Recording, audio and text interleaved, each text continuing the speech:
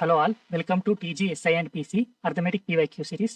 ఈరోజు క్వశ్చన్ వచ్చేసి if X is equal to 0.3 bar then X square is equal to how much అని అడిగిండు.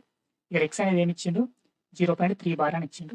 So మనం first దీన్ని పీబైక్యూ ఫామ్లో కన్వర్ట్ చేసుకుందాం. పీబైక్యూ ఫామ్లోకి ఎట్లా కన్వర్ట్ చేసుకోవచ్చు? సింపుల్ వేలో ఫస్ట్ ఇక్కడ ఇచ్చినటువంటి డెసిమల్ నెగ్లెక్ట్ చేయండి. నెగ్లెక్ట్ చేసి ఇచ్చిన నెంబర్ను రాసుకోండి.